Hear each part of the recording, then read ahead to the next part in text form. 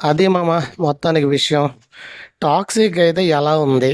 అసలు ఈ movie review అని చెప్పడం నాకిష్టం లేదు. ఎందుకమ్మా అంటే, ఒక సినిమా ఎలా ఉండాలి అన్నదానికి 'కేజీఎఫ్ 2' లేదా 'కేజీఎఫ్' చూపించొచ్చు. ఒక సినిమా ఎలా తీయకూడదు, ఎలా ఉండకూడదు అన్న దాని గురించి 'టాక్సిక్' గురించి మాట్లాడుకోవచ్చు. మరి 'టాక్సిక్' సినిమాలో అంత దారుణంగా ఏముంది? అసలు సినిమా ఎలా ఉంది? ఒకసారైతే చూసుకుందాం. ఓవర్ ఎక్స్‌పెక్టేషన్స్ మెయిన్ అనమాట. ఎంత వెలిగితే అంత ఆరిపోవచ్చు అన్నది 'టాక్సిక్' మూవీ ఇంకోసారి నిరూపించింది.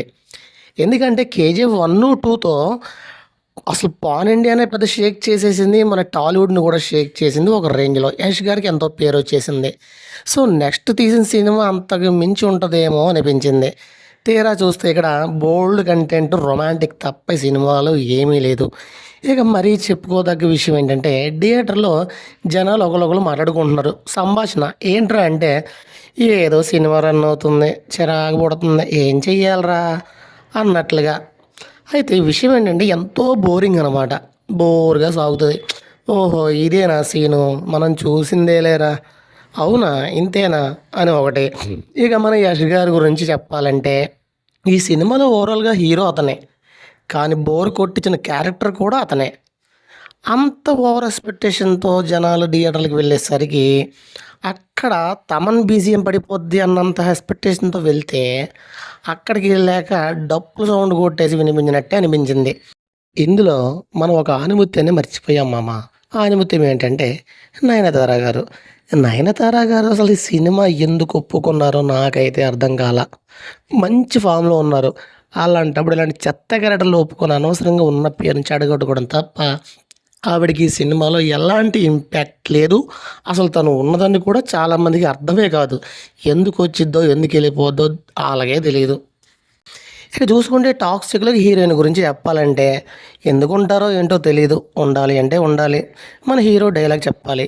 ఎలా చెప్పాలి? డైలాగ్ అదే డైలాగ్. డైలాగ్ అంటే డైలాగ్‌గా నడుస్తారు కదా!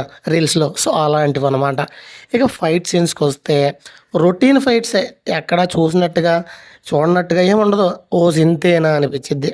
నిజానికి సినిమా సాగింది 3:30 గంటలు. 3:30 గంటలు. సరే 3 గంటలు. ఈ మధ్య 2:30 గంటలే జనాలు కూర్చోలేక 2 గంటలకే చేస్తున్నారు. కానీ 'టాక్సిక్' మాత్రం 3 గంటలు సినిమా చూపించారు.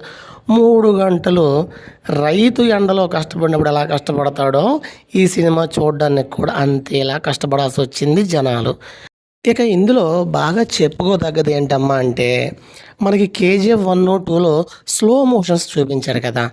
ఆ స్లో మోషనే సినిమా మొత్తంలో ఒక గంట సేపు ఉంటది. ఇక్కడ స్టోరీ లైన్ ఏంటో తెలీదులే గానీ, ఆ స్టోరీ కన్నా స్లో మోషన్ బాగా గుర్తుండిపోద్ది జనాలకి బయటకొచ్చిన తర్వాత. సో, ఓవరాల్‌గా మూవీ రివ్యూ అయితే ఇది ఫ్రెండ్స్.